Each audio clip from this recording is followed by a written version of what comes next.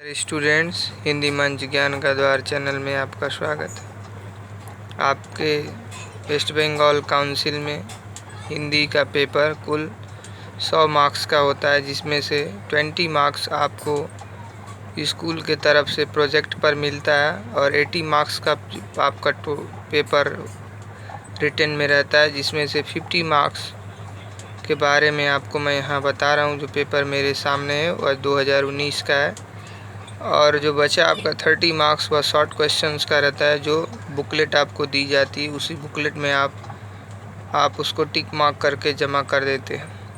तो 50 मार्क्स का जो क्वेश्चन सेट है मेरे पास, उसके बारे में मैं बता रहा हूँ। खंड का और खा, इसमें से आपको किसी एक खंड में से 2 प्रश्न करना होगा। आप चाहें तो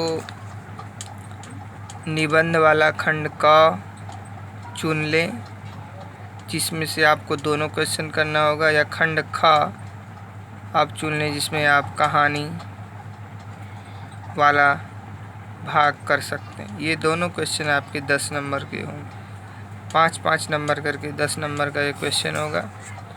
इसके बाद दूसरा जो भाग है उसमें भी आपको उसी तरह 10 नंबर का क्वेश्चन करना है।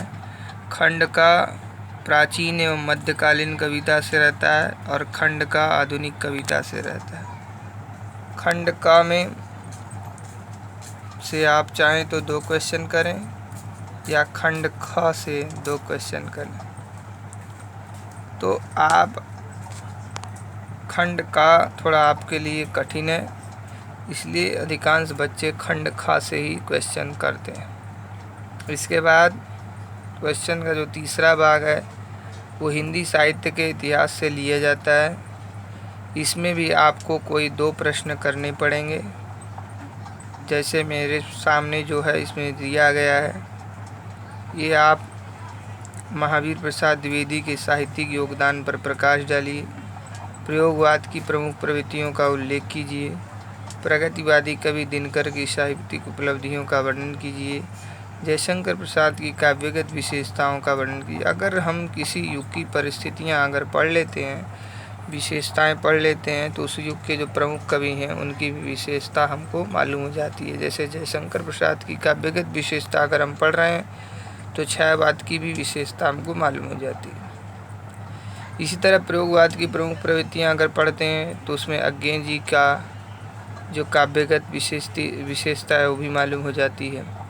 इसी तरह महावीर द्विवेदी का जो साहित्यिक योगदान है उसमें उनके पूरे कार्यकलाप, किस तरह उन्होंने हिंदी के लिए खड़ी बोली को आगे बढ़ाया, काम किया, इस पर जाना जा सकता है। तो आप 4 भाग है, 4 क्वेश्चन है, 4 में से किसी आप 2 क्वेश्चन को अच्छी तरह कर लेंगे तो आपका हो जाएगा। यानी हिंदी साहित्य के इतिहास जो 4 काल हमको पढ़ना पड़ता है, इसमें भारतेंदु युग, द्विवेदी युग, इसके बाद छायावाद, प्रगतिवाद, प्रयोगवाद और नई कविता।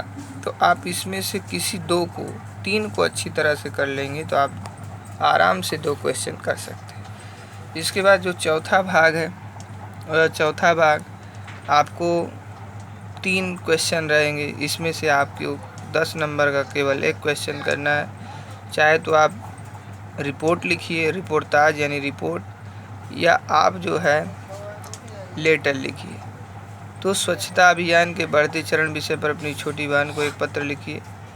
एक पत्र जो है औपचारिक और अनौपचारिक 2 रूप से हो सकता है। औपचारिक पत्र जो हम लोग कॉमन रूप से अपने घरों में लिखते हैं, और दूसरा जो औपचारिक पत्र जो हम विभागीय कामकाज में ऑफिशियल यूज करते हैं, और अनौपचारिक पत्र जो हम अपने घर के भाई बहन सदस्य आदि को लिखते हैं। इसके बाद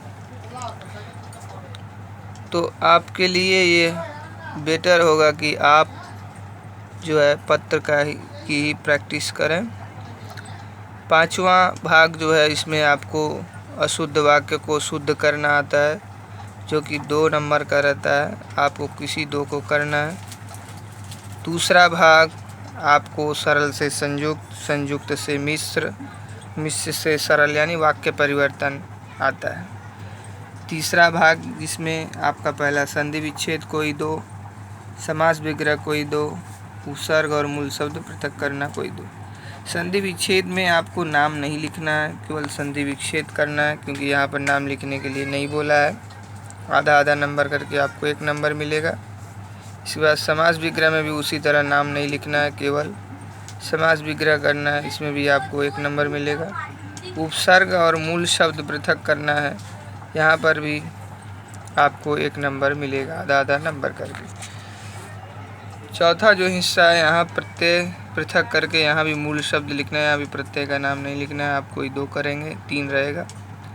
पाँचवा जो भाग है उसमें से आपको कारक चुनना है।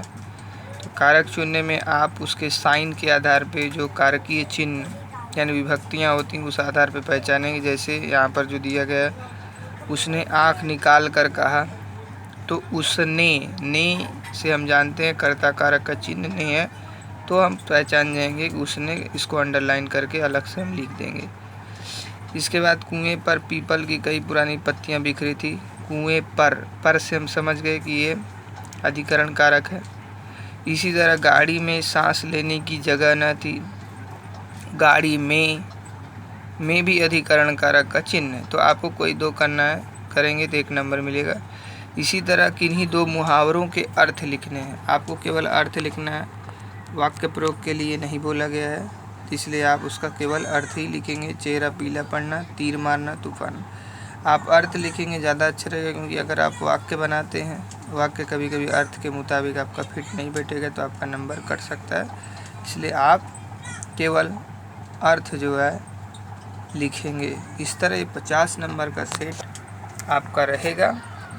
और जो आपके 30 मार्क्स है, आपका 30 मार्क्स बुकलेट में शॉर्ट क्वेश्चन के आंसर के साथ रहेगा, जो कि आपको वहीं पर लिख करके जमा कर देना है। तो अगर ये वीडियो अच्छा लगा हो तो लाइक और शेयर करें। आगे की वीडियो के बारे में आप मेरे चैनल को सब्सक्राइब कर लें, आपको तुरंत ही आगे के वीडियो के बारे में पता चल जाएगा। धन्यवाद।